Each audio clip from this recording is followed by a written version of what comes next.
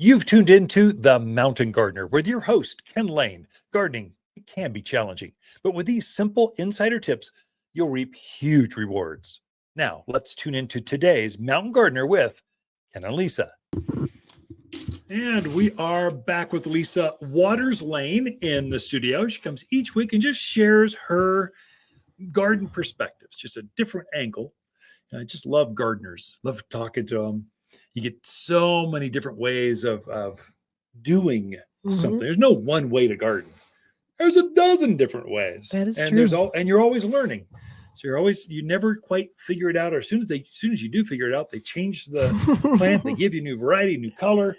Just it keeps you young is what it does. It very much so. Welcome to the studio. Thank you. Good to be here. Yeah. Yeah. So how are you? I am loving the new year. We're in the January's budget season. So how many tomatoes do we need to grow? How many fruit trees are we going to need? How many customers? What kind of marketing do we need? Who do you partner with? How many cashiers do you need Mother's Day weekend?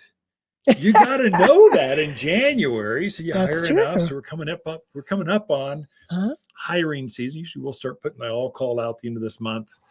February we'll start interviewing, then we're onboarding into February, March, and just takes off from there. So you gotta always be ready. So it's kind of fun. It is fun. Definitely. Small business, you never get bored because you get different hats. You could be talking to the mayor of the city about a new project, one thing, raising money for your favorite nonprofit, the next, and then talking to gardeners or in a trench, cleaning out toilets.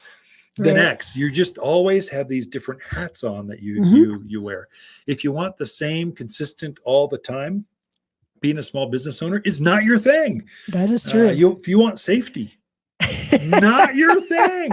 If you want excitement, never getting bored, controlling your own destiny. If you want to make every kid's game or swim meet or band thing, become a small business owner because you'll never miss one. And so, but you'll work a lot of hours. Yep. And so it just there's pros and cons to everything. Always. Yeah. But even though it's January and everybody thinks, well, garden centers or nothing's going on, there's a lot going on. There's a lot going on. Yeah. Yeah. We started our classes. Yep. So classes every Saturday. And we've been painting inside the store. We love to paint and change the colors. I don't think the walls will ever fall down because there's too many layers of paint.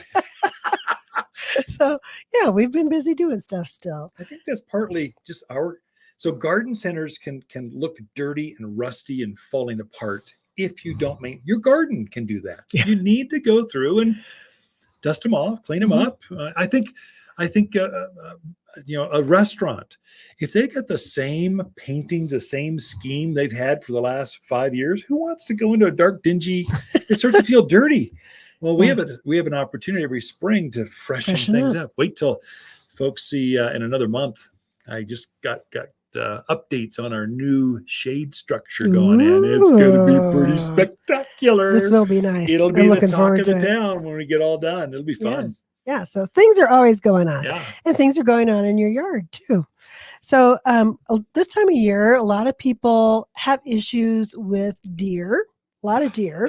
Some javelina, not as much this time of year. Bunnies, because they're out. They're hungry. They're looking for stuff to eat. We've had snow. Everything's dormant. Deer are coming into people's yards. So you're in those certain areas, forest trails. Yeah. Wildland interface places. You're going to struggle with critters. Yeah. So I think you need to be aware of that going in. They're going to be there unless you fence them out. Well, yeah, you can fence, and that's definitely one thing you do. Although there's some places that won't allow you to put fences. Not going to let you do that. Yeah. So I think when you're going to be dealing with critters, that's the most important thing. Be aware. Yeah. Second thing is learn about kind of their habits, because like we said, right now, deer are very active because they're out looking for stuff. So, deer are probably going to be in your yard this time of year. Every winter.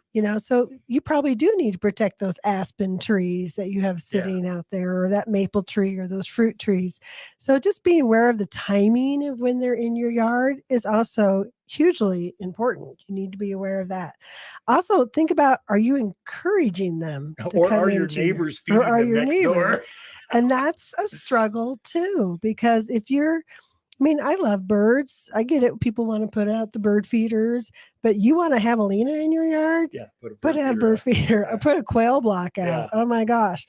You'll have them the next day going, thank you. They'll be carrying the quail block away. So think about your habits and what you're doing. Even things like dog food and cat food left outside can encourage the javelina, skunks, raccoons, rats. So think about what you're doing that might be encouraging them to come in as well. And then also said like the seasonality of things. So, just be aware that they're out there, they're going to be coming. And like you said, what do you do? If they're going to be there, what are you going to do? Shotgun. Fencing, like you said. That's a better choice. And it could be so animals are very habitual, very migratory. They're going to come into your yard almost always the same way, right? They're following a path. If you can block that path off, maybe you don't have to fence the entire yard, but you're blocking that path where they're specifically coming through.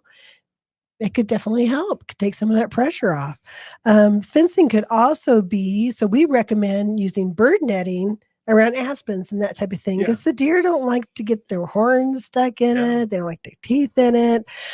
So you're just wrapping that around a tree a couple of times, tying it on or stapling it on, and it can save your trees. And it's not like you always need to leave that on year round, but when the presence is heavy, you put it on out there. Yeah, easy fix, easy peasy. Mm-hmm.